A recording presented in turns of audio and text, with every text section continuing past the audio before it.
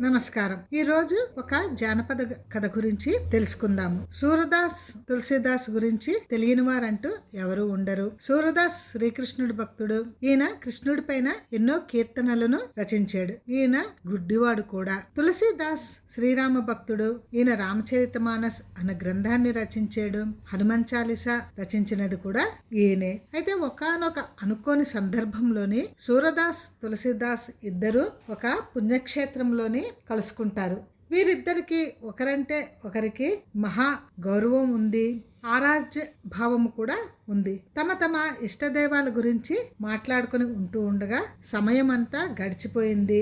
సూరదాస్ తులసీదాస్ ఇద్దరు ఒకరితో ఒకరు విడిపోయిన సమయంలో సూరదాస్ తులసీదాస్తో, స్వామి మీరు కూడా శ్రీకృష్ణుణ్ణి ఆరాధించవచ్చు కదా, పిలిస్తే పలుకుతాడు కదా అని చెప్పాడు. అప్పుడు తులసీదాస్ సూరదాస్తో, స్వామి మీరు శ్రీరాముడుని ఆరాధించండి. శ్రీరాముడు అఖిలాండ కోటి బ్రహ్మాండ నాయకుడు. అంతేకాకుండా శ్రీకృష్ణుడు కన్నా ముందుగా అవతరించాడు. అందువలన మీరు శ్రీరాముణ్ణి ఆరాధించకూడదా అని అడిగాడు. ఈ విధముగా నా దైవమే గొప్ప అంటే నా దైవమే గొప్ప అని వీరిద్దరు పట్టుదలకి పోయారు. వీరిద్దరూ రాముడు గొప్ప, శ్రీకృష్ణుడు గొప్ప అని ఎవరు గొప్ప తేల్చుకోవటానికి వారిద్దరూ ఒక ఒప్పందాన్ని చేసుకున్నారు. దాని ప్రకారము బరువు తూచే తక్కెడలో ఒకవైపు సూరదాసు మరొక వైపు తులసీదాస్ కూర్చునేటట్లు, ఎవరి బరువు ఎక్కువైతే వారి దైవమే గొప్ప అనే షరతుకి వారిద్దరూ ఒప్పుకున్నారు.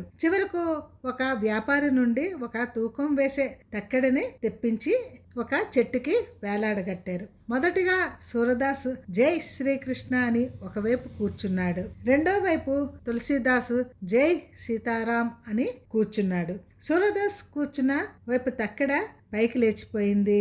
తులసీదాస్ కూర్చున్న తక్కెడ బరువయింది. ఆ రాత్రి అంతా సూరదాస్ తులసీదాస్ ఇద్దరు శ్రీరామ భజన చేసి ఎవరి దారిన వారు వెళ్ళిపోయారు. సూరదాస్ మనసు శాంతంగా లేదు. నేను పిలిస్తే పలికే శ్రీకృష్ణుడు ఇలా చేశాడేమిటి, నన్ను తులసీదాస్ ముందు చిన్నబుచ్చాడు అని బాధపడసాగాడు. వెంటనే శ్రీకృష్ణుడి పైన ఒక మంచి కీర్తన గానం చేశాడు. శ్రీకృష్ణుడు ప్రత్యక్షమయ్యాడు. అప్పుడు సూరదాస్ శ్రీకృష్ణుడికి నమస్కరించలేదు సరికదా, అలిగి ముఖాన్ని పక్కకి తిప్పుకున్నాడు. శ్రీకృష్ణుడు సూరదాస్ని ఎంతో బ్రతిమాలగా విషయము చెప్పమని అడగగా అప్పుడు సూరదాసు తనకి తులసీదాస్కి మధ్య జరిగిన విషయం గురించి చెబుతాడు. అందుకు శ్రీకృష్ణుడు నవ్వి ఈ విధంగా అంటాడు, శ్రీరాముడైనా శ్రీకృష్ణుడైనా ఇద్దరూ ఒకటే, వేరు కాదు. మీరిద్దరూ నా భక్తులే, మీరిద్దరూ నాకు చాలా ఇష్టమైన వారు. అప్పుడు శ్రీకృష్ణుడు సూరదాస్తో,